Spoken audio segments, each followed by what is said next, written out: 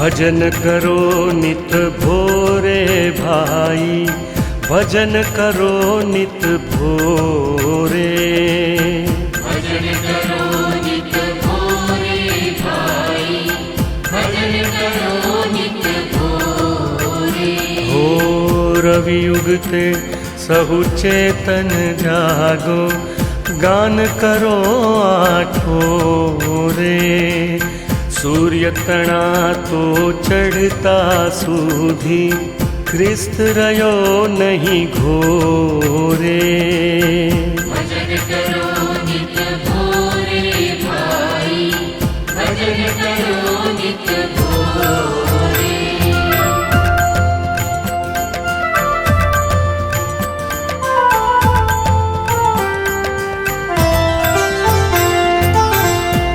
मज कर तू भाई रखे जो, आलस दिन ने छोरे।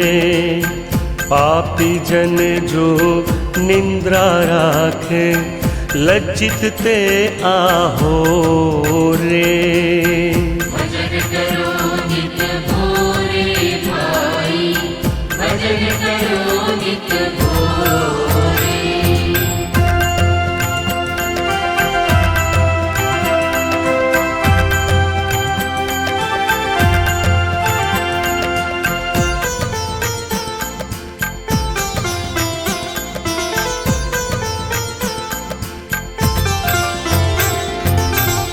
जागी ऊठी चेत करो चित, मंदक कर आघोरे।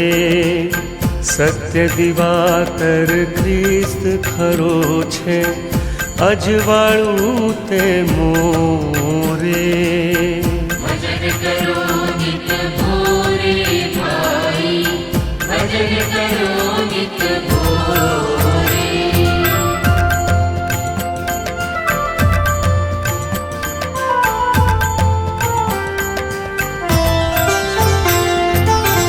दोषित अंधक सर्व मटाड़ी, पुण्य प्रभा कर दो रे। तारक नो सुप्रकाश बखाणी, दिन तेने अर्पो रे। भजन करो नित भोरे भाई, भजन करो नित भोरे।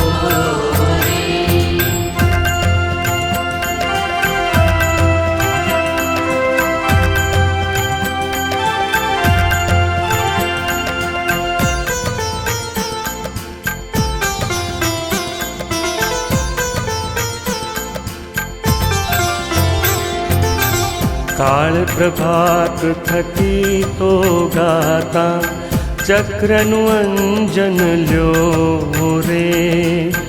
दृष्टि पामी तन मन धननु, प्रभुने अर्पण द्यो रे। भजन करो नित भोरे भाई, भजन करो नित भोरे। આપણા તારના પ્રભુ ઈસુ ખ્રિસ્તના નામમાં આપ સર્વને પ્રેમી સલામ. અને આજે સાંજે ફરીથી આપણે પ્રભુનું ભજન કરવાને માટે અને તેનું વચન સાંભળવાને માટે એકઠા મળ્યા છે, ત્યારે આપ સર્વનો હું પ્રેમથી આવકાર કરું છું. આવો આપણે પ્રાર્થના કરીએ. પ્રભુજી, અમે તમારો આભાર માનીએ છીએ જે જીવન તમે અમને આપ્યું છે તેના માટે. એ જીવનના માલિક તમે છો, એ જીવનના સંચાલક તમે છો. અને પ્રભુ, તમારો આભાર માનીએ છીએ કે તમે અમને સર્વ અધિકાર આપ્યો છે, શક્તિ, સામર્થ્ય અને પરાક્રમ આપ્યા છે, જ્ઞાન અને ડાપણ આપ્યા છે. ત્યારે જે પરિસ્થિતિ અને સંજોગોમાંથી અમે પસાર થઈ રહ્યા છે, એમાં અમને એક કૃપા આપો કે અમારી જાત પરનું નિયંત્રણ અમે રાખીએ, અમારી જાતને અમે સંભાળીએ, અને જે પરિસ્થિતિ સંજોગો અમારા જીવનમાં નિર્માણ થયા છે એનો યોગ્ય રીતે અમે પ્રતિકાર કરી શકીએ, કે જેથી તમારી શાંતિ, તમારો આનંદ જે અમારા હૃદયોમાં ઉતરી આવે અને એ બીજાઓને માટે પણ આશીર્વાદનું કારણ બની શકે. તે અત્યારે તમારું વચન અમને જે શિક્ષણ આપે છે, સમજાવે છે, એ સ્વીકારવાને માટે સહાય કરો. પવિત્ર આત્માદેવ, આજે તમારું કાર્ય અમારામાં તમે થવા દો. પ્રભુ ઈસુ ખ્રિસ્તના નામમાં માગીએ છીએ. આમેન. એક મોટિવેશનલ સ્પીકર કે જેઓ સ્ત્રી છે, એ પોતાની વાત રજૂ કરતા કહે છે કે 18 વર્ષની ઉંમરે એમના લગ્ન થયા અને એના 2 વર્ષ પછી જ્યારે એમના પતિની સાથે કારમાં મુસાફરી કરી રહ્યા હતા ત્યારે અકસ્માત સર્જાયો અને એમાં એમના શરીરના મોટાભાગના અંગોમાં ફ્રેક્ચર થયું અને પરિણામ એ આવ્યું કે બેડ રિડન, પથારીમાં જ પડ્યા રહેવા જેવી પરિસ્થિતિ પેદા થઈ. એમની આસપાસના લોકો, એમના સ્નેહીજનો અને બીજા ઘણા બધા એમને એમ કહેતા હતા કે હવે તું કશું જ કરી શકશે નહીં, પરંતુ આ બધા સંજોગો અને પરિસ્થિતિમાં એ નિરાશ અને હતાશ તો થઈ ગયા. એમને લાગ્યું કે હવે મારા બધા જ સ્વપ્નો ખલાસ થઈ ગયા છે, પરંતુ એમણે એ દ્રઢ નિર્ણય કર્યો કે આમાંથી મારે બહાર નીકળવું છે. અને પછી એવી જ પરિસ્થિતિની અંદર ધીરે ધીરે એ આગળ વધવા લાગ્યા અને આજે વિશ્વની અંદર મોટિવેશનલ સ્પીકર તરીકે તેઓ બીજાઓને એમના જીવનની પરિસ્થિતિઓને અનુલક્ષીને ઉત્તેજન આપે છે કે તમારા જીવનમાં જે કંઈ બને છે, તમારા શરીરમાં જે નબળાઈઓ છે એને તમે એક તક સમજો અને જીવનમાં આગળ વધવા માટે એ તકનો સ્વીકાર કરીને આગળ વધતા જાઓ. અત્યારે જે સંજોગોને પરિસ્થિતિ આપણી સમક્ષ છે કે જ્યાં કોરોનાને કારણે ઘણું બધું બન્યું છે, બની રહ્યું છે અને બનતું રહેશે. આ કોરોનાએ આખા વિશ્વને હચમચાવી નાખ્યું છે અને એની બહુ મોટી અસર રાજકીય, આર્થિક, સામાજિક અને શારીરિક રીતે પડી રહેલી છે. આખા વિશ્વની અંદર દરેક દેશોએ કોરોનાની પરિસ્થિતિનો સામનો કર્યો છે કે જ્યાં આગેવાનોએ લોકડાઉન જાહેર કરવું પડ્યું હોય કે પછી સ્વયંભૂ લોકડાઉન લોકોએ જાહેર કર્યું હોય કે જ્યાં દુકાનો બંધ રહે, કોઈ બહાર ના જઈ શકે.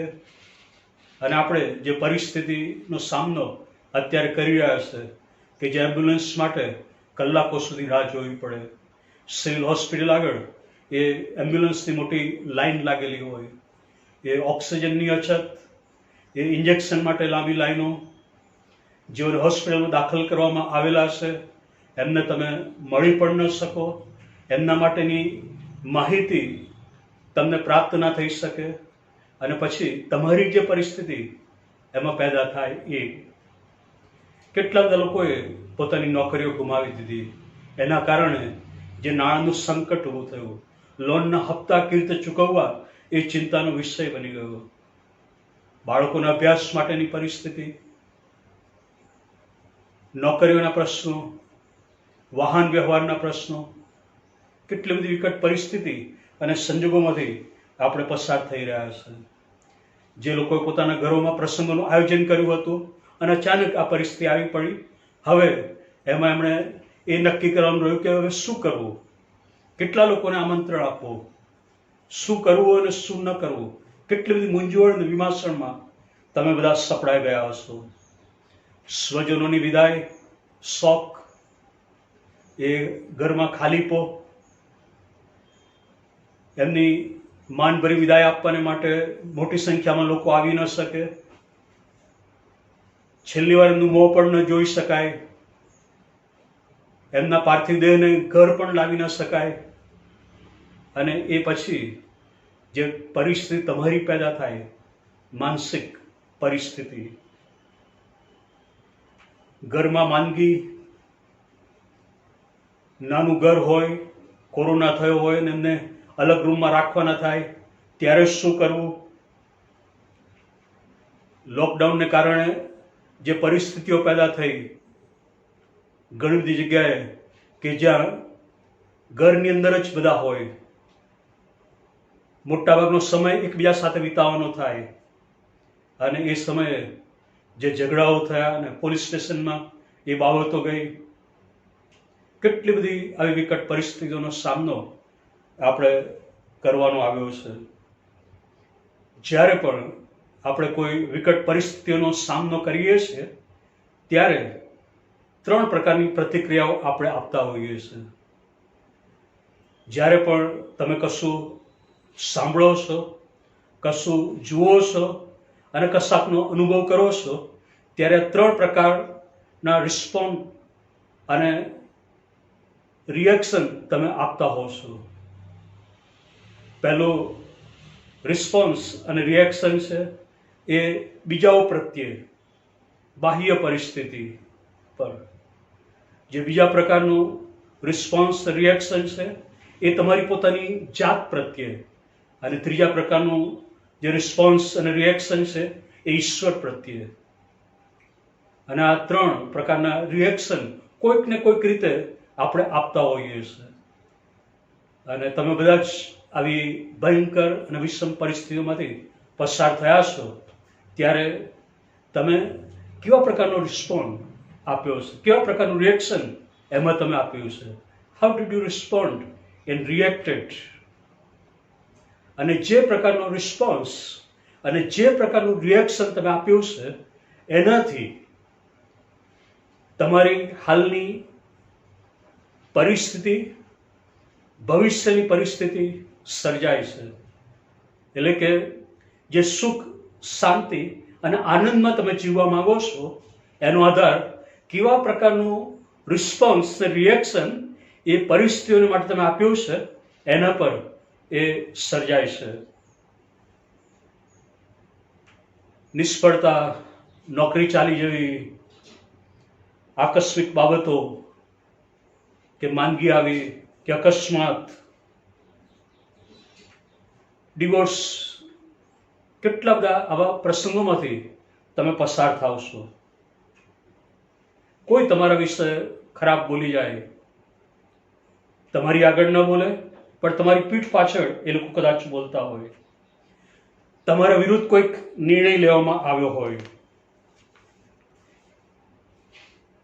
તમે તમારી આંખોએ તમારા માટે ખરાબ થતું કંઈક જોયું હોય, કંઈક મહત્વનું કે બહુ જ તમને જે વાલું હોય અને પસંદ છે એવું તમે ગુમાવી દો. એ પછી એ સ્વજનનું મરણ હોય, કે પછી સંબંધો ગુમાવી દીધા હોય, કે તૂટી જાય, પ્રેમ સંબંધમાં નિષ્ફળતા કે બ્રેકઅપ, કેવી રીતે તમે રિએક્ટ કરો છો? તમારો રિસ્પોન્સ એ તમારા જીવનની ખુશી કે તમારા આગળનું ભવિષ્ય બનતું હોય છે. અને એટલા માટે જે પરિસ્થિતિ તમારા જીવનમાં એ પછી પેદા થવાની છે, એ માટેના જવાબદાર તમે પોતે જ હો છો. સૌથી પહેલી જે ઘટના આપણે બાઇબલમાં જોઈએ છે એ આદમ અને હવાની વાત. ઈશ્વરે આદમ અને હવાને ઉત્પન્ન કર્યા અને જગતના સૌથી પ્રથમ સ્ત્રી પુરુષ તેઓ હતા. ઈશ્વરે એમને વૃક્ષનું ફળ ખાવાની ના પાડી હતી. શેતાન આવે છે અને એમને જે જણાવે છે એ આખી ઘટના અનુસાર જે જીવનમાં નથી અને જેની એમને જરૂર નહોતી એ પ્રાપ્ત કરવાની અભિલાષા એમનામાં પેદા થઈ. એમના જીવનમાં જેની જરૂર નહોતી એ ભલુગુંડું જાણવાની કે ઈશ્વરના જેવા થવાની એમને જરૂર નહોતી, છતાં પણ એ પ્રાપ્ત કરવાની અભિલાષા જ્યારે શેતાને આખી બાબત રજૂ કરી ત્યારે એમને થઈ. જે જાણવાની જરૂર નહોતી એ જાણવાને માટેની અભિલાષા એમનામાં એ સમય પેદા થઈ. એમણે ઈશ્વરની આજ્ઞા તોડીને પાપ તો કર્યું જ, પરંતુ આ બાબત પણ એમાં બહુ જ મહત્વની હતી. અને આજે કેટલા બધા જીવનોની અંદર આ બાબત આપણે જોઈએ છે. આપણા જીવનમાં જે નથી એ પ્રાપ્ત કરવાની વધુ અભિલાષા આપણે રાખીએ છીએ, પરંતુ આપણી પાસે જે છે એમાં આનંદ માણવાને બદલે એ આશીર્વાદ જે ઈશ્વરે આપણને આપ્યો છે એના માટે ઈશ્વરનો આભાર માનવાને બદલે અને ઈશ્વર તરફ ધ્યાન કેન્દ્રિત કરવાને બદલે જે આપણી પાસે નથી અને બીજાઓની પાસે છે એ પ્રાપ્ત કરવાની અભિલાષા રાખીએ છીએ, ત્યારે એમાંથી પ્રશ્નો ઊભા થાય છે. અને પછી તમારી જાત પ્રત્યે તમે એનું રિએક્શન આપતા હો છો. એ આપણે થોડું આગળ જોઈશું. ઈશ્વરે જેવા આદમ અને હવાને બનાવ્યા હતા એના કરતાં કંઈક વધારે એમને બનવું હતું.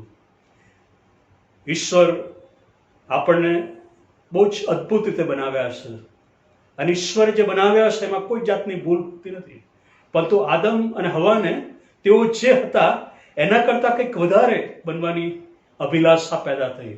અને પછી જે પ્રશ્નો અને સમસ્યા ઊભા થયા. કેટલી બધી વખત સવારે આપણે ઉઠીને અરીસાની સામે ઊભા રહીને જોઈએ છે ત્યારે આપણી જાત પ્રત્યે ધિક્કાર પેદા થતો હોય છે. એ નીચાપણું જોવાની લાગણી પેદા થતી હોય છે. કારણ કે તમારા શરીર પ્રત્યે તમે જુઓ છો ત્યારે એ વિચારો મનમાં પેદા થાય છે. કારણ કે તમારું ધ્યાન એ સમયે બીજાઓ તરફ કેન્દ્રિત થાય છે. પેલો અને પેલી કેવી સુંદર દેખાય છે અને હું આવો કેમ, એનું શરીર કેટલું સરસ છે, મારું શરીર કેવું બેડોળ છે. અને પછી તમારું જે સ્વમૂલ્ય છે એને તમે નીચું આંકો છો અને પછી એના કારણે બીજા ઘણા બધા પ્રશ્નો એ પેદા થતા હોય છે. આદમ અને હવાએ આ પ્રમાણે કર્યું ત્યારે એમના જીવનની અંદર જે પેદા થયું એ શરમ, બીક, આક્ષેપ અને પછી પરસેવો પાડવાની વાત, જે શાંતિ અને આનંદ, આરામ બધું જ બાગમાં હતું. હવે બાગને છોડીને એમણે બહાર જવું પડ્યું અને પછી આ જગતની અંદર બધા જ પ્રશ્નો ત્યાંથી શરૂ થયા. એ પહેલા સ્ત્રી અને પુરુષના જીવનની અંદર જે બન્યું, શૈતાન એમના મનની અંદર જે શંકા પેદા કરે છે અને જે બાબત એમની સમક્ષ લાવે છે એને સ્વીકારીને એ પ્રમાણે કરવાનો પ્રયત્ન કરે છે ત્યારે કેવું બધું થવા લાગ્યું. વધુ પ્રાપ્ત કરવા માટે આપણી જાત પ્રત્યે આપણે સમાધાન કરીએ છીએ, આપણા જે સિદ્ધાંતો છે એની સાથે સમાધાન કરીએ છીએ અને જે નૈતિકતાના સિદ્ધાંતો છે, જે બાઇબલના સિદ્ધાંતો છે એની સાથે સમાધાન કરીને એની વિરુદ્ધ કરવાનો પ્રયત્ન કરીએ છીએ. અને પછી એ અલગ અલગ પ્રકારની પરિસ્થિતિઓ એમાંથી ઉદ્ભવતી હોય છે. એ પરિણામો ઉદ્ભવતા હોય છે કે જ્યાં વ્યક્તિ માનસિક રીતે ખલાસ થઈ જાય છે, રાત્રિની નિંદ્રા એને પ્રાપ્ત થતી નથી, નકારાત્મક વિચારોથી પીડાતો હોય છે, નકારાત્મક લાગણીઓ પેદા થતી હોય છે અને પછી જે કાર્ય કરવા માટે જાય છે એમાં નિષ્ફળતા મળે છે અને જાત પ્રત્યે એને ધૃણા પેદા થતી હોય છે. બીજું જે ઉદાહરણ છે એ ઉત્પત્તિ 4 અધ્યાય 2 કલમથી 8મી કલમમાં કાઈન અને હાબેલનું. કાઈન એ ખેડૂત હતો અને હાબેલ એ ઘેટા પાળક હતો. બંને ઈશ્વરની આગળ અર્પણો લઈને જાય છે. કાઈન વિશે લખ્યું છે કે કંઈક અર્પણ લઈને ગયો, કંઈક શબ્દ ત્યાં લખવામાં આવેલો છે. જ્યારે હાબેલ વિશે ત્યાં લખ્યું છે કે પહેલા જન્મેલા અને પુષ્ટ જાનવરને લઈને એ ઈશ્વરની આગળ અર્પણ લઈને જાય છે. ઈશ્વર હાબેલના અર્પણનો સ્વીકાર કરે છે, કાઈનનું અર્પણ માન્ય થતું નથી. અને જ્યારે એ હાબેલ તરફ જુએ છે ત્યારે એના મનમાં એ ગુસ્સો આવે છે, એનું મોં ઉતરી જાય છે અને એનું પરિણામ જે આવે છે એ હાબેલને મારી નાખે છે. ગુસ્સો, ઈર્ષા, કડવાશ અને પછી વેર લેવાની બાબત અને ન કરવાનું કૃત્ય એમાંથી પેદા થતું હોય છે. આવી ઘટનાઓ જેવી બીજી ઘટનાઓ પણ બાઇબલની અંદર લખવામાં આવેલી છે કે જે આપણને ઘણું બધું શીખવી જાય છે. હબાકુક કે જેણે એની આસપાસ જે થતું હતું એ બધું જોયું, અનુભવ કર્યો, મહેસૂસ કર્યું, જાણ્યું અને પછી એ બધું એના વ્યક્તિગત જીવન પર અસર કરે છે અને હવે ઈશ્વરની આગળ એ બધું પોકાર કરે છે. જાણે ઈશ્વરને કહે છે કે પ્રભુ તમે શા માટે ચૂપ છો, શા માટે તમે આ બધામાં કાર્ય કરતા નથી. આવું બધું જ્યારે તમારા જીવનની અંદર બને છે, જે અત્યારે કોરોનાના સંજોગો અને પરિસ્થિતિને કારણે તમારા જીવનમાં બની રહ્યું છે, ત્યારે તમે તમારી પોતાની જાત માટે શું માનો છો? તમે તમારામાં ઈશ્વરે જે શક્તિઓ, સામર્થ્ય, પરાક્રમ અને ગુણો મૂકેલા છે, યશાયા 41:15 લખ્યું છે કે જુઓ મેં તને તીક્ષ્ણ નવા દાંતાળા મસળવાનો યંત્રરૂપ બનાવ્યો છે. તું પર્વતોના ચૂરે ચૂરે કરી નાખીશ અને પહાડોને ભૂસા જેવા કરી નાખીશ. અને આવા ઈશ્વરે તમને બનાવ્યા છે. ત્યારે શું એ તમારી જાતમાં તમે વિશ્વાસ રાખો છો કે પછી એ રિએક્શન એ પરિસ્થિતિ સંજોગોમાં આપો છો કે ના, હવે બધું ખલાસ થઈ ગયું છે, હવે મારાથી કશું થઈ શકે એમ નથી, હવે હું આગળ વધી શકીશ નહીં, મને ચારે બાજુ અંધકાર લાગે છે, હવે અંત મારો આવી ગયો છે. કેવા પ્રકારનું રિએક્શન એ સંજોગો અને પરિસ્થિતિમાં તમે આપો છો? શું તમે લાચાર બની જાઓ છો, નિસહાય બની જાઓ છો અને પછી એકલતા તરફ ધસી જાઓ છો, લોકોથી દૂર, અળગા, અને પછી નકારાત્મક વિચારોનો ભોગ બનતા જ જાઓ છો? શું કરો છો આવી પરિસ્થિતિના સંજોગોમાં? કેવી તમારા વ્યક્તિત્વ પર આ સમય અસર થાય છે?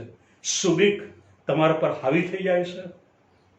લોકોની બીક, ભવિષ્યની બીક, બાળકો માટેની બીક, આવતીકાલે શું થશે એની ચિંતા અને બીક, તમારી પાસે જે કંઈ છે એની બીક કે હવે શું થશે, કાલે શું થશે?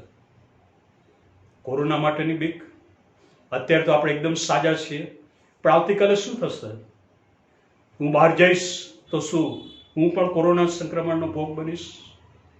આપણે આપણી જાતની સંભાળ લેવાની છે, કાળજી લેવાની છે, પરંતુ ઘણી વખતે બહાર ગયા વગર આપણને ચાલે એવું હોતું નથી. ત્યારે શું એ બીક તમને હોય છે?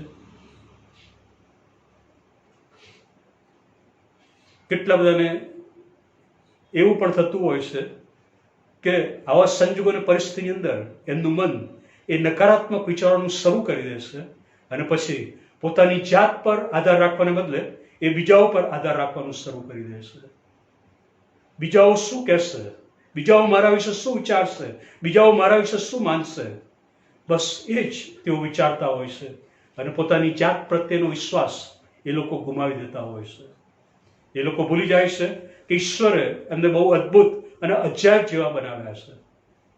અને પછી એ બીક, એ ચિંતાઓની અંદર જીવન ગુજારતા ઈશ્વર જે શાંતિ આપે છે, ઈશ્વર જે આનંદ આપે છે, ઈશ્વર જે સફળતાને માટે તમને નિર્માણ કર્યા છે, એ બધું તેઓ ભૂલી જાય છે. અને છેવટે બધી બાબતોમાં તેઓ નિષ્ફળ નીવડતા હોય છે. એ જે રિએક્શન તમારી જાત પ્રત્યે તમે આપો છો, જ્યારે પણ આવું બધું બને છે ત્યારે, જ્યારે તમે જુઓ છો, સાંભળો છો, અનુભવ કરો છો અને મહેસૂસ કરો છો, ત્યારે તમારી જાત પરનો વિશ્વાસ તમે ગુમાવી બેસો છો, તમારી જાત પ્રત્યેનો કાબુ તમે ગુમાવી બેસો છો અને પછી એ બાબત તમારી સ્વપ્રતિમા પર અસર કરતી હોય છે. તમે તમારા વિશે જે ધાર્યું હોય એના બદલે એની વિરુદ્ધ હવે વિચારવાનું શરૂ કરી દો છો.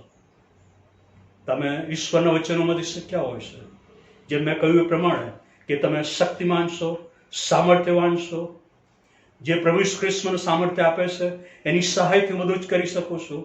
પણ આવા સંજોગોની પરિસ્થિતિની અંદર હવે તમે વિચારો છો કે મારી પાસે કોઈ શક્તિ રહી નથી, મારું શરીર એ નબળાઈથી ભરાઈ ગયું છે. અને જેમ જેમ તમે આ પ્રમાણે કરતા જાઓ છો એમ તમારું સ્વમૂલ્ય પણ તમે નીચું આપતા જાઓ છો કે હવે હું કશું જ નથી. બીજાઓ કેટલા બધા આગળ વધી ગયા છે, પણ હું અહીંયા જ બેસી રહ્યો છું. મારી સાથેના જે મિત્રો હતા એ કેટલા બધા આગળ વધી ગયા, એમની કેરિયરમાં આગળ વધી ગયા, સારી નોકરી એમને પ્રાપ્ત થઈ, પરંતુ હું અહીંયા જ બેઠો છું, હું આગળ વધી શક્યો નથી. અને પછી એ બીજાઓ તરફ આક્ષેપ કરવાને બદલે બીજાઓની ભૂલો શોધવાની તરફ એ તમને લઈ જાય છે. એ તમારા સેલ્ફ કોન્ફિડન્સ પર પણ અસર કરે છે. તમારો આત્મવિશ્વાસ તમે ગુમાવી દો છો. તમને ખબર છે કે તમે બધું કરી શકો છો, પણ હવે તમે આત્મવિશ્વાસ ગુમાવી દો છો અને એટલા માટે પછી તમે કશું પણ કરી શકતા નથી. તમારી જાત પ્રત્યે જે માન હોવું જોઈએ એ માન પણ તમે ગુમાવી દો છો. લઘુતા ગ્રંથિનો હવે તમે અનુભવ કરવા લાગો છો. પોતાની જાતને એક નીચી સમજવાનો હવે તમે પ્રયાસ કરો છો. તમને એમ લાગે છે કે હું કોઈને કશા કામનો નથી, હું કશું જ મારા કુટુંબ માટે, મારા સમાજ માટે, મારા દેશ માટે કરી શકું એમ નથી. હું બધી જ બાબતોમાં નિષ્ફળ ગયો છું. હું કશું જ હવે કરી શકું એમ નથી. અને પછી એની જે અસર થાય છે એ છે કે એ તમારા શરીર ઉપર અસર કરે છે. એ જે નકારાત્મક લાગણીઓ તમારા જીવનની અંદર પેદા થઈ છે એના કારણે હવે તમારા શરીરનું આખું જે સંચાલન બિંદુ છે, તમારું શરીર જે રીતે કાર્ય કરી રહ્યું છે એના પર એની અસર પડતી હોય છે.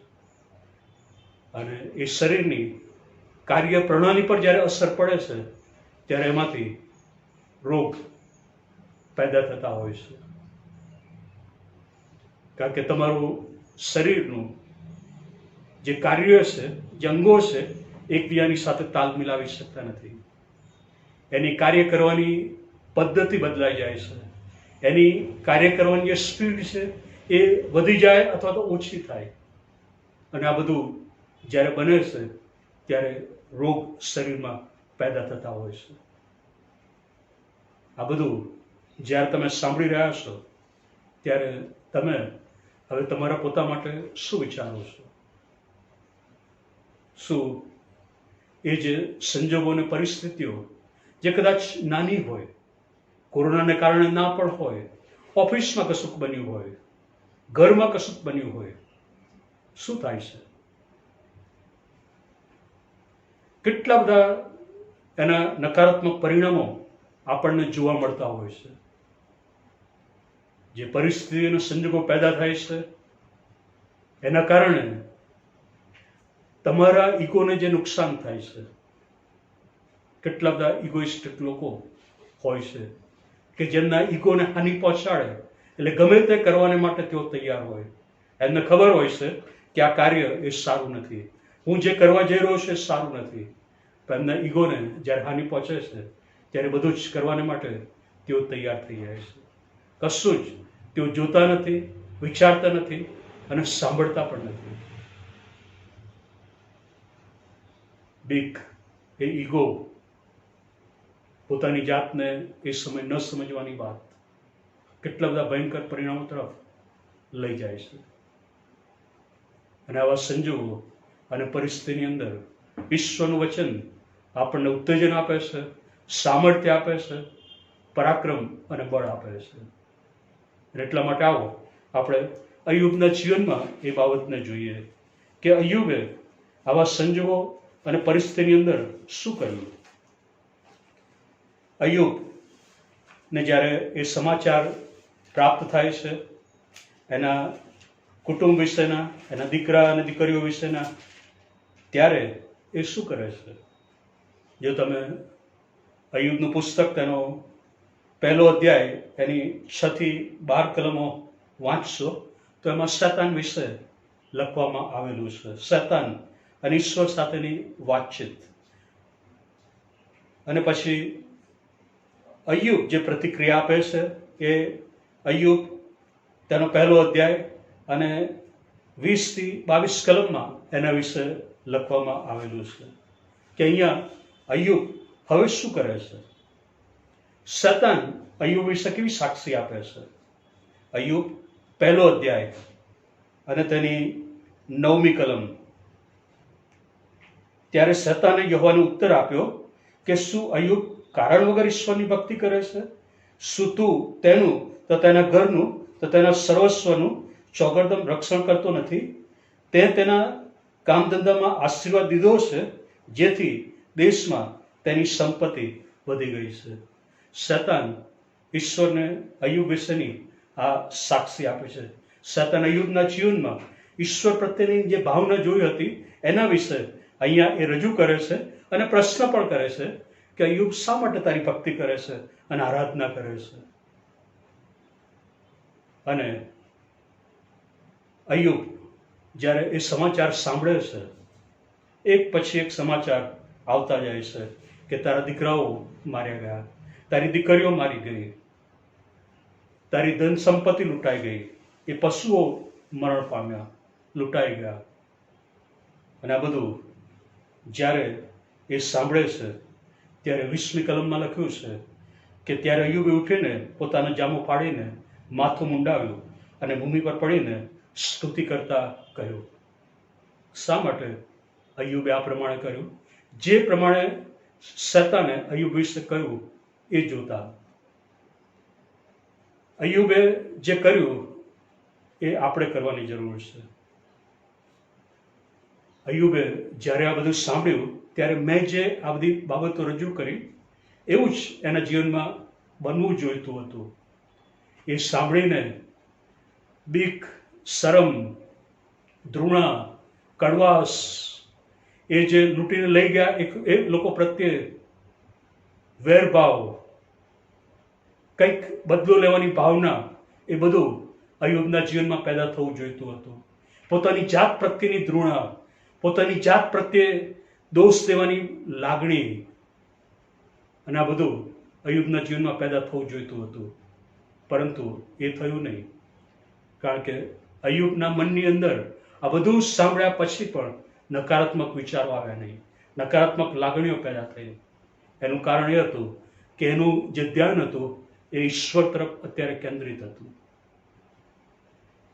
એ બધું જ સાંભળે છે, અનુભવ કરે છે, જુએ છે, મહેસૂસ કરે છે, એને જાણવામાં આવે છે, છતાં પણ એ પોતાની જાત પરનો કાબુ ગુમાવી દેતો નથી.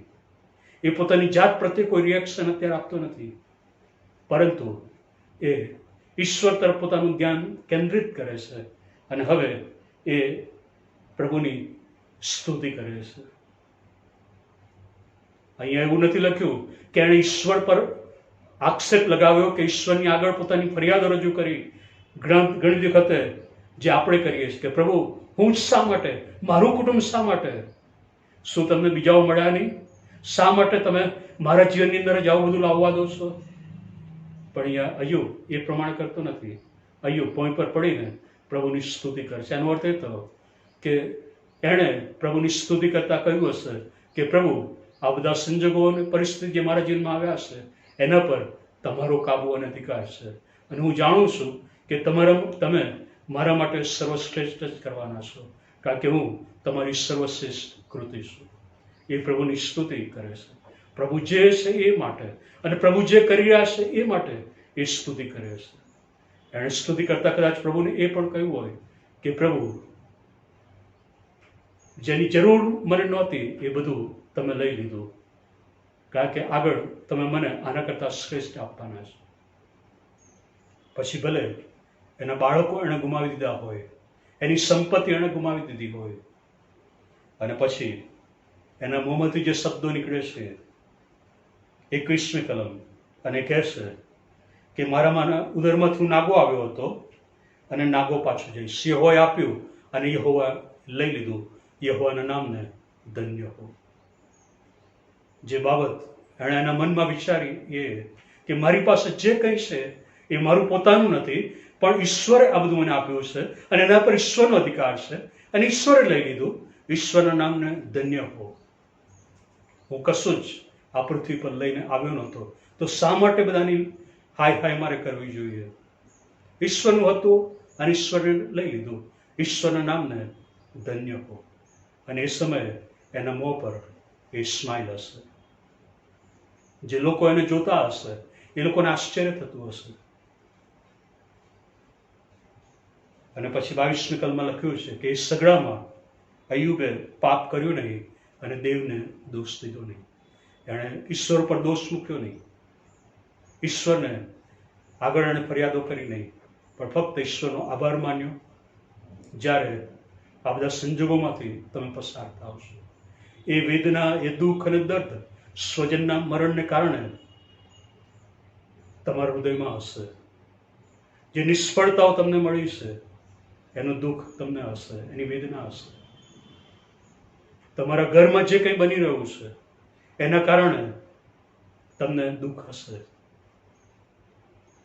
તમારી નોકરી જતી રહી છે, ભવિષ્યની ચિંતા હશે, બીક હશે, અલગ અલગ બાબતો પેદા થવાને કારણે બીક હશે.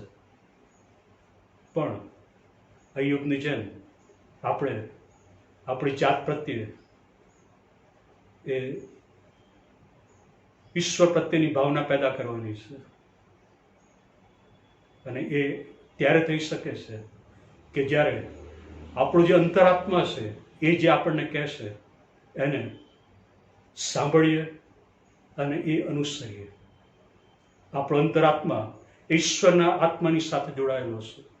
જ્યારે આપણે ઈશ્વર પર વિશ્વાસ કરીએ છીએ, આપણા પાપોની કબૂલાત કરી છે અને પ્રભુ ઈસુ ખ્રિસ્તના રક્તથી શુદ્ધ થયા છે, ત્યારે ઈશ્વરનો આત્મા એ આપણા આત્માની સાથે એક થાય છે અને સંવાદ કરે છે. અને એટલા માટે જ્યારે આપણો અંતરાત્મા આપણને કહેશે, એને સાંભળીએ છીએ, અનુસરીએ છીએ, ત્યારે ત્યાં ઈશ્વર પ્રત્યે માન અને વિશ્વાસ પેદા થાય છે. તમારો અંતરાત્મા એ કદી તમને જૂઠું કહેશે નહીં. તમારો અંતરાત્મા એ કદી તમને જૂઠો આદેશ આપશે નહીં, એ જૂઠું માર્ગદર્શન દોરવણી આપશે નહીં.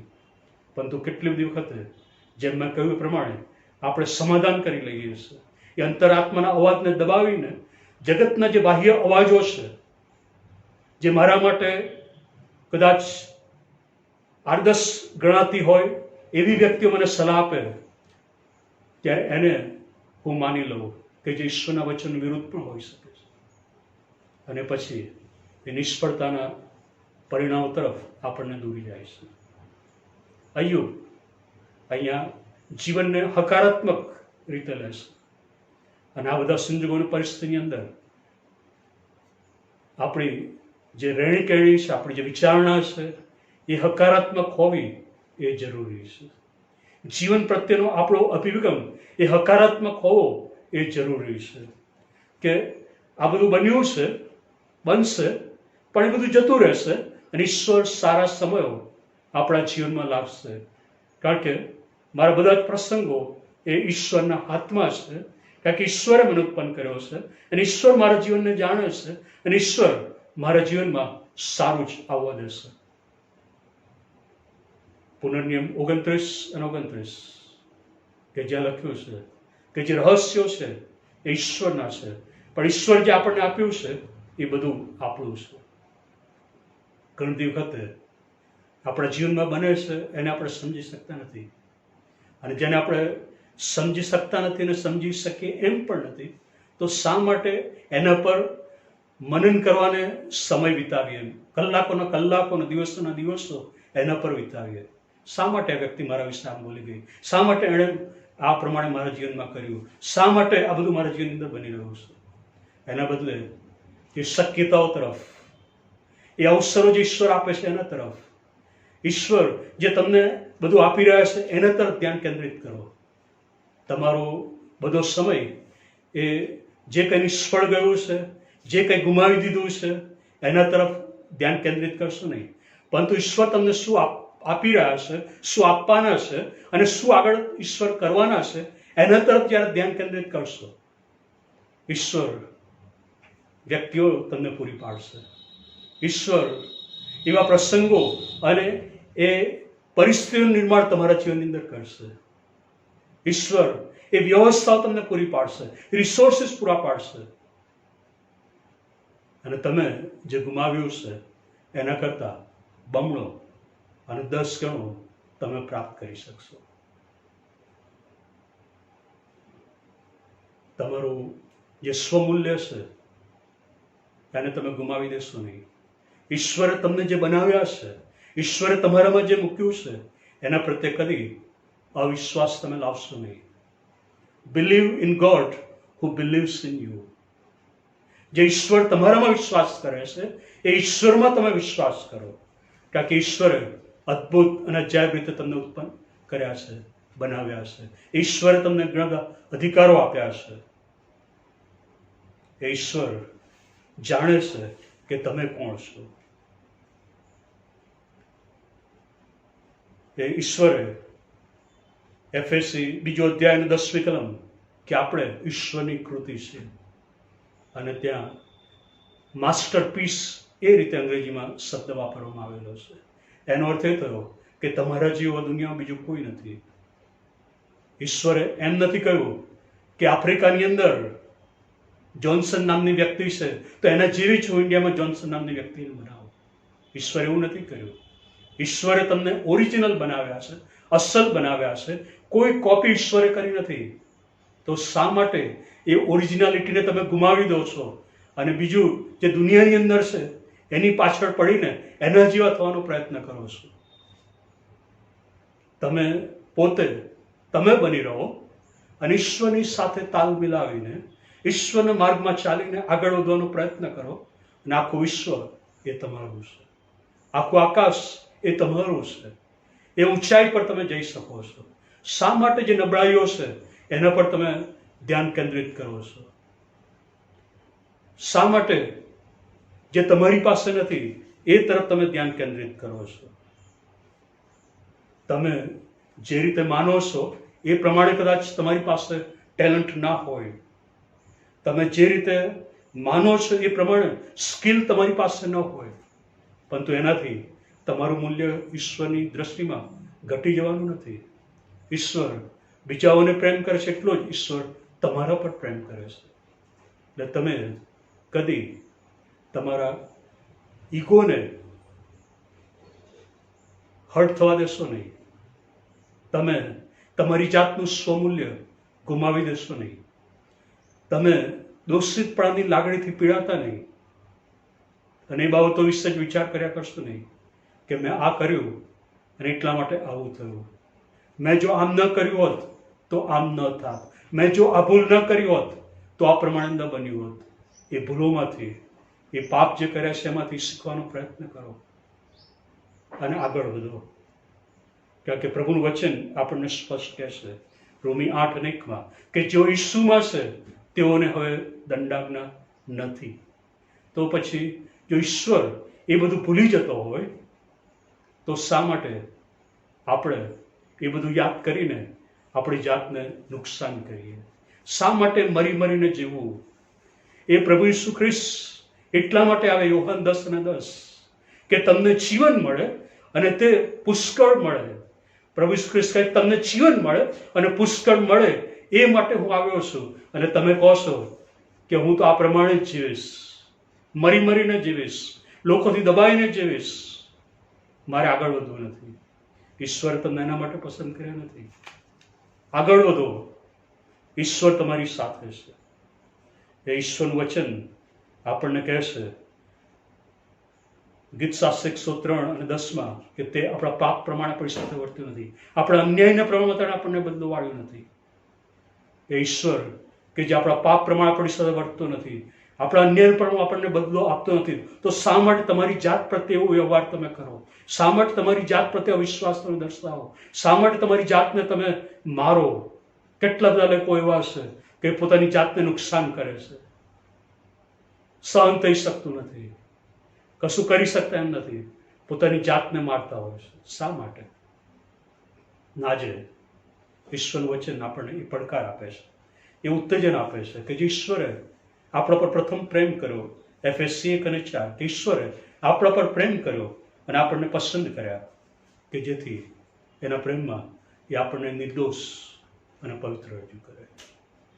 એ ઈશ્વર 1 યોહાન 3:1 કે ઈશ્વરે એટલો બધો પ્રેમ રાખ્યો કે આપણે દેવના છોકરા કહેવાઈએ અને આપણે ખરેખર દેવના છોકરા છીએ.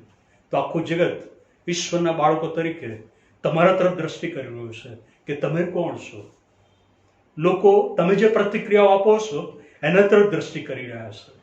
લોકો તમારી પાસેથી શું શીખે છે, શું જુએ છે તમારા જીવનની અંદર, અને જોતા કેવા વિચારો એમના મનની અંદર આવે છે કે આ લોકો પણ આપણા જેવા જ છે, આપણે જેવું કરીએ છીએ એવું જ એ લોકો કરે છે, આપણે જેવા ઈશ્વરનું ભજન કરીએ છીએ એવો જ એમનો ઈશ્વર હશે, એટલા માટે આવી પ્રતિક્રિયા તો આપે છે. ઈશ્વરે જગતમાં તમને બીજાઓથી અલગ મૂક્યા છે. ઈશ્વરે તમને એટલા માટે પસંદ કર્યા છે કે તમે બીજાઓને એની વાત કરો, તમે ફળ આપો. અને આવો ઈશ્વરનું વચન આપણને જે આપણા વિશે કહે છે એ સ્વીકારતા, આપણા જીવનની અંદર મૂકતા આપણે આગળ વધીએ અને આપણે એ બતાવીએ જગતને કે આપણે કોણ છીએ, શા માટે આપણે બીજાથી અલગ છીએ, શા માટે આપણે ઈશ્વરનું ભજન કરીએ છીએ, જે ઈશ્વર જીવન છે, જે ઈશ્વર મહાન છે, જે ઈશ્વર સર્વશક્તિમાન છે, જે ઈશ્વર આપણને બધું જ આપવાને માટે તૈયાર છે. એક લૂંટારો એ બીજા એક પ્રદેશની અંદર લૂંટ કરવાને માટે ગયો અને નાના એવો બોક્સ એને મળ્યું કે જેમાં પુષ્કળ સોનાના ઘરેણાં એને પ્રાપ્ત થયા. એ સમયે એ વહાણમાં બેસીને મુસાફરી કરવી પડે એવી પરિસ્થિતિ હતી. નાની બોટમાં બેસીને મુસાફરી કરવી પડે અને બહુ ખુશ હતો અને એને ઘરેણા તરીકે જોતો નહોતો, એ સોનાના ઘરેણા તરીકે એને જોતો નહોતો, પણ એ એના ભવિષ્યની દ્રષ્ટિએ જોતો હતો કે આ બધું વેચીને હું પુષ્કળ પૈસા ભેગા કરીશ. અને એ નાની બોટમાં બેસે છે અને એ નાના બોક્સને પોતાની છાતીની સાથે જ એ રાખે છે. આગળ જતા તોફાન આવે છે, હોડી ડગમગવા લાગે છે અને થોડી વારમાં તોફાન એ વધતું ગયું અને પછી હોડી તૂટવા લાગી. આ વ્યક્તિ એ બોક્સને છોડવા માંગતી નહોતી અને એ પણ પાણીમાં પડે છે. બોક્સ હજુ પણ એની છાતી સાથે એણે લગાવેલું હતું અને એટલા માટે એના હાથથી એ બોક્સ બંધાયેલું હતું. હાથ એ દૂર કરે તો જ એ પાણીમાં સર્વાઈવ કરી શકે. હવે એને એવું લાગે છે કે હવે ડૂબી રહ્યો છે અને પછી એણે વિચાર્યું કે શું આ બોક્સ મારા માટે મહત્વનું છે કે મારું જીવન મહત્વનું છે. અને એણે વિચાર્યું કે જો બોક્સને હું આ રીતે પકડી રાખીશ તો મારા હાથ આ રીતે બંધાયેલા રહેશે અને હું ડૂબી જઈશ અને હું મરણ પામીશ. એણે વિચાર્યું કે મારે આ બોક્સને છોડી દેવું જોઈએ. એમાં ભલે એ કરોડો રૂપિયાના ઘરેણાં હોય, સોનું હોય, જો હું બોક્સને છોડી દઈશ તો જ મારા હાથને હલાવીને હું પાણીની સપાટી પર જઈશ અને બચી જઈશ. અને એ બોક્સને છોડી દેશે. બોક્સ ધીરે ધીરે પાણીમાં નીચે જાય છે, પરંતુ હવે એ વ્યક્તિના બંને હાથ ખુલ્લા થાય છે. એ હાથ ફેલાવીને એ પાણીની સપાટી પર આવે છે અને ત્યાં પછી એનો બચાવ થાય છે. આજે એવી કઈ બાબતો છે કે જેનાથી તમારા જીવનને એવું તમે ચકડી દીધું છે, બાંધી રાખ્યું છે. એ તમારા જીવન વિશેની કોઈ માન્યતા હોય, કોઈ રિઝર્વેશન હોય, કોઈ બાબતો હોય, એવું પાપ હોય કે એવી કુટેવ હોય કે જે તમારી જાત સાથે એટલું સંકળાયેલું છે કે જેના કારણે તમે આ જગતનો આનંદ જે ઈશ્વર તમને આપવા માંગે છે, આ જગતની અંદર જે શાંતિ ઈશ્વર તમને આપવા માંગે છે, જે અવસરો અને તકો ઈશ્વર તમને આપવા માંગે છે, એ તમે પ્રાપ્ત કરી શકતા નથી. શા માટે? તમારી જાતને કોસીને મરી રહ્યા છો. જે આત્મા છે ત્યાં સ્વતંત્રતા છે અને આજે ઈશ્વર એ સ્વતંત્ર તમને આપવા માંગે છે કે જેથી તમે સ્વતંત્ર રીતે આ જગતની અંદર જીવન જીવો અને ઈશ્વરને તમારા જીવન દ્વારા મહિમા આપો. પ્રાર્થના કરીએ. પ્રભુજી, અમે અત્યારે તમારી પાસે આવીએ છીએ એવા ઈશ્વર પાસે કે જે આખા જગતનો માલિક અને પ્રભુ છે. એ ઈશ્વરે અમને એટલા માટે નિર્માણ કર્યા કે અમે સફળતાના માર્ગે આગળ વધી શકીએ અને અમારા જીવન દ્વારા તેને માન મહિમા પ્રાપ્ત થાય. પ્રભુ, અમે ઘણા બધા મોરચે નિષ્ફળ ગયા છીએ. પ્રભુ, અમે અમારી જાત પરનો કાબુ ઘણી વખતે ગુમાવી દીધો છે. પ્રભુ, અમારી જાત પ્રત્યે સારો વ્યવહાર કર્યો નથી. પ્રભુ, અમે અમારું મૂલ્ય બહુ ઓછું આપ્યું છે. તમે જે અમારામાં વિશ્વાસ કરો છો પ્રભુ, અમારી જાતમાં અમે વિશ્વાસ કરી શક્યા નથી. તમે જે તાલંતો અને કૃપાદાનો અને શક્તિઓ તમે અમને આપ્યા છે એને અમે નજરઅંદાજ કરીએ છીએ. પ્રભુ, બીજાઓ તરફ અમે વધારે ધ્યાન આપ્યું છે, બધું તમારા વચનો તરફ, તમારી તરફ અમે ધ્યાન આપ્યું નથી. પ્રભુ, તમારા આશીર્વાદોને અમે નજરઅંદાજ કર્યા છે. પ્રભુ, તમે અમને માફ કરો. એ નકારાત્મકતા માટે તમે અમને માફ કરો. અમારા પાપોને માટે તમે અમને માફ કરો. પ્રભુ, અમારી એ માન્યતાઓ રિઝર્વેશનોને માટે તમે અમને માફ કરો. પ્રભુ, જે અમે બંધનમાં જકડી રાખ્યું છે, અમારી જાતને અમે જકડી રાખી છે, પ્રભુ એ સર્વને માટે તમે અમને માફ કરો. તમારા પાપોને અમને ક્ષમા આપો અને પ્રભુ ઈસુ ખ્રિસ્તના રક્તથી અમને ધોઈને શુદ્ધ અને પવિત્ર કરો. અને પ્રભુ, અત્યારે એવા બંધનોમાં જેઓ છે કે જેઓએ પોતાની જાતને જકડી રાખી છે, જેઓ પોતાની જાતને મારીને જીવી રહ્યા છે, જેઓ એ ભયના બંધનમાં છે, ઈર્ષા અને કડવાશ અને વ્યર્થના બંધનમાં છે, કે જેઓ મુક્ત રીતે આ દુનિયામાં જીવન જીવી શકતા નથી, જેઓ તમે જે શાંતિ, આનંદ અને આશીર્વાદો તેઓને આપવા માંગો છો, પણ પોતાના જીવનને જે રીતે તેઓ જીવી રહ્યા છે એના કારણે એનો અનુભવ તેઓ કરી શકતા નથી. પ્રભુ એ સર્વના બંધનોને પ્રભુ ઈસુ ખ્રિસ્તના નામમાં અમે તોડી નાખીએ છીએ અને તેઓને અમે મુક્ત જાહેર કરીએ છીએ. પ્રભુ, તમારા બાળકો તરીકે ઊંચે અને ઊંચે ઉડવાને માટે તમે તેઓને સહાય કરો. એ જાણવાને માટે તમે તેઓને કૃપા આપો કે તેઓ તમારા બાળકો છે અને તેઓની પાસે સગડો છે અને તેઓ તમારા માસ્ટરપીસ છે. પ્રભુ, અત્યારે અમે કોરોનાને કારણે જે પરિસ્થિતિ થઈ છે, અમે તમારી પાસે આવીએ છીએ. પ્રભુ, અમે કોની પાસે જઈએ? અમે તમારી પાસે આવીએ છીએ. પ્રભુ, તમે અમારા પર દયા કરો. પ્રભુ, તમે અમારા પર કૃપા કરો. પ્રભુ, કોરોનાને કારણે જે પરિસ્થિતિઓ પેદા થઈ છે એને તમે દૂર કરો. પ્રભુ, અમારી પ્રાર્થના છે કે તમે પોતે અમારી મધ્ય ઉતરી આવો અને તમે કાર્ય કરો. પ્રભુ, તમે ચમત્કાર થવા દો. એ કોરોનાના પરાક્રમનો નાશ પ્રભુ તમે પોતે કરો. તમારા લોકો પર તમારી એ દયા પ્રભુ તમે થવા દો. અમારી પ્રાર્થના છે પ્રભુ, જેઓ હોસ્પિટલમાં છે, જેઓ ઘેર છે, એ સર્વને તમારો સ્પર્શ થવા દો. તમારું સાજાપણું પમાડનારું પરાક્રમ તેમના શરીરોમાં વહેતું થાય. એ સારવાર આશીર્વાદિત બને અને સંપૂર્ણ સાજાપણું તેઓને પ્રાપ્ત થાય એવું તમે થવા દો. અમારા ઘણા બધા પાળક સાહેબો અને એમના પરિવાર જે હોસ્પિટલમાં છે અને ઘેર છે, પ્રભુ, તમારો સ્પર્શ તેઓને થવા દો કે જેથી મુક્તપણે તેઓ સેવા કરી શકે. અમારા પાળક સાહેબો કે જેઓ જીવનની દોડ પૂરી કરીને તમારી પાસે આવ્યા છે, પ્રભુ, તેમની સેવાને માટે તમારો આભાર માનીએ છીએ. તેમના પરિવારને માટે અમે પ્રાર્થના કરીએ છીએ કે પ્રભુ, તમારી શાંતિ, સાંત્વન, દિલાસો તેમને પૂરા પાડો. પ્રભુ, અમે પ્રાર્થના કરીએ છીએ આ સમગ્ર પરિસ્થિતિની અંદર જેઓ અમને વિવિધ રીતે સહાય કરી રહ્યા છે. અમારી પ્રાર્થના છે કે પ્રભુ, તમે તમારી આશીષ તેઓને આપો. તમારું રક્ષણ તમે તેઓને પૂરું પાડો. તેમની સેવાઓ દ્વારા અમને પુષ્કળ આશીર્વાદ પ્રાપ્ત થાય એવું તમે થવા. પ્રભુ, તમારા બાળકોની આ દિવસમાં સંભાળ લો. પ્રભુ, અમે સગડા અત્યારે પ્રભુ ઈસુ ખ્રિસ્તના રક્તના આવરણ હેઠળ અમારી જાતોને લાવીએ છીએ. તમારા સરળ સ્થાનમાં પ્રભુ અમે આવીએ છીએ એ જાણતા કે તમે અમારા પિતા છો, તમે અમારા પર પ્રેમ કરો છો અને અમારી કાળજી અને સંભાળ કરો છો. પ્રભુ ઈસુ ખ્રિસ્તના નામમાં માગીએ છીએ. આમેન.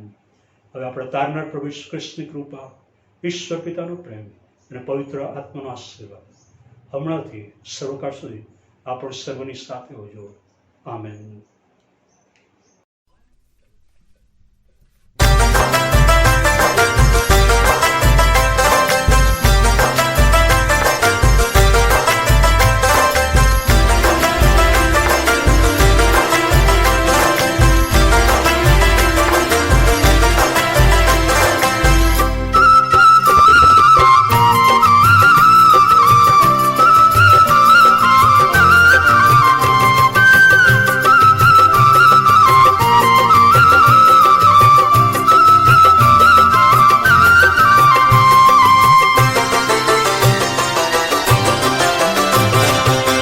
આનંદૂર છે રે મુજને મળ્યો તારણહાર. મારા નાથની રે કરુણા થઈ છે અપરંપાર. આનંદૂર છે રે મુજને મળ્યો તારણહાર. મારા નાથની રે કરુણા થઈ છે અપરંપાર.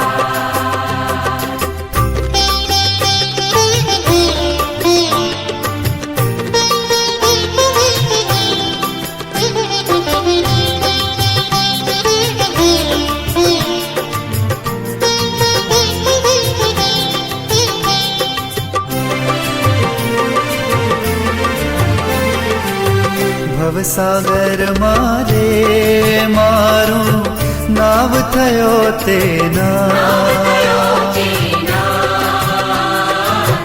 ભવસાગર મારે મારું નાવ થયો તેના દીઠો ડૂબતો રે પ્રભુએ ઝાલ્યો મારો હાથ મારો હાથ મારો હાથ આનંદ ઉર છે રે મુજને મળ્યો તારણહાર મારા નાથની રે કરુણા થઈ છે અપરંપાર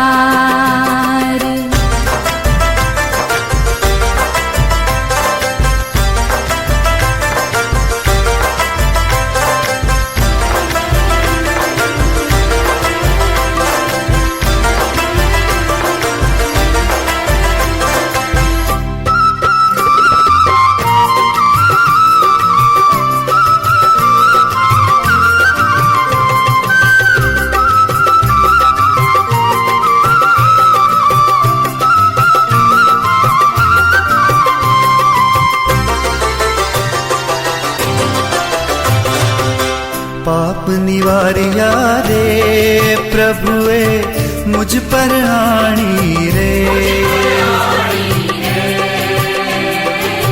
પાપ નિવાર્યા રે પ્રભુએ મુझ પર આણી રે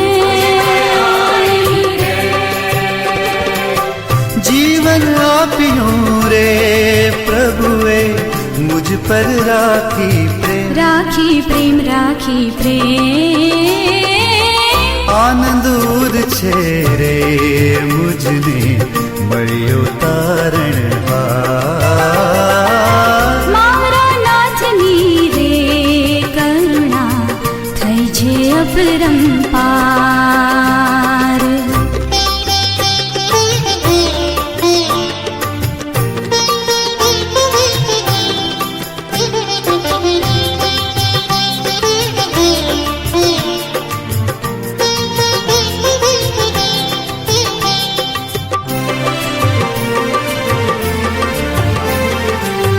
અંતે આપશે રે મુજને સ્વર્ગ ભુવનમાં